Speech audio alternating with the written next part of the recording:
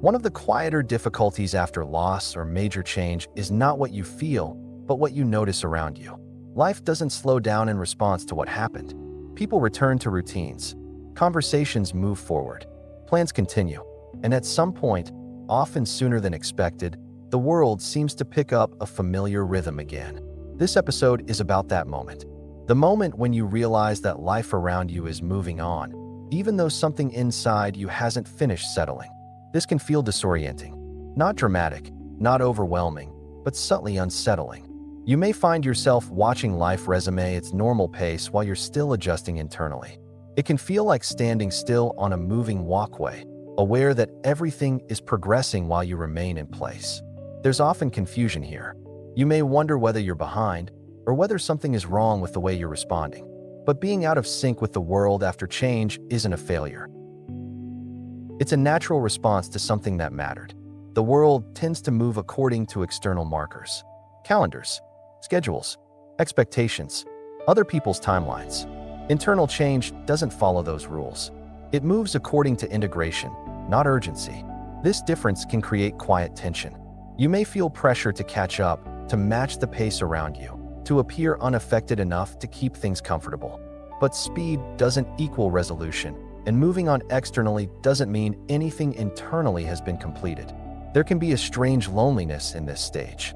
Not because people are absent, but because they're present in a way that feels slightly disconnected from where you are.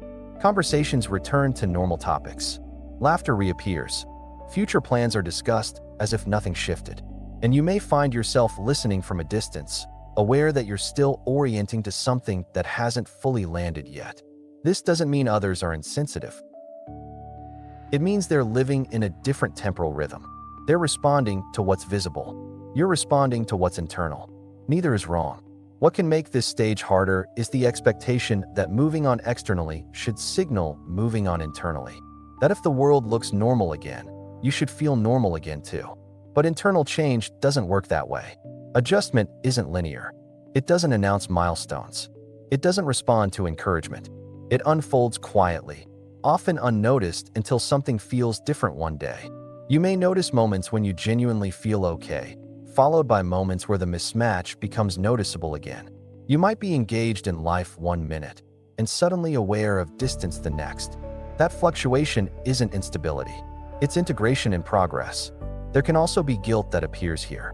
Guilt for not being ready when others seem to be. Guilt for still feeling affected when the world appears to have moved on. But there's no correct pace for internal change. You don't owe the world emotional alignment. This episode isn't about resisting the world's movement. It's about recognizing that internal and external timelines are different and that neither needs to be forced to match the other. You're allowed to participate in life while still adjusting. You're allowed to show up while carrying something unresolved. You're allowed to move forward practically without needing to feel finished internally. Moving on is often misunderstood as forgetting or letting go. But what actually happens is accommodation. Life reorganizes itself around what remains, not around what disappeared. That reorganization takes time. Not because you're holding on, but because something meaningful has to find a new place inside your life. You may notice that certain environments feel easier than others now. Some conversations feel natural. Others feel forced. Some people feel grounding. Others feel distant. This isn't judgment. It's sensitivity to alignment. It's okay to choose what feels manageable.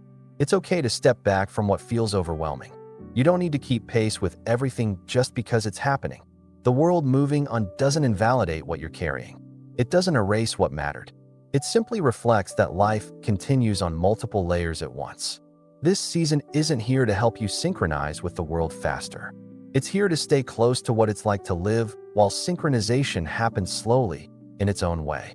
There may come a day when you realize that the mismatch has softened, not disappeared, but eased. The world's movement no longer feels as sharp against where you are. That moment can't be predicted, and it doesn't arrive through effort. Until then, it's enough to notice where you are without trying to correct it. If you're listening to this while feeling slightly out of step with life, you're not failing. You're adjusting honestly to a change that mattered. And if these reflections help that experience feel a little less isolating, you're welcome to stay. Liking the video helps it reach others who may feel out of sync without knowing why.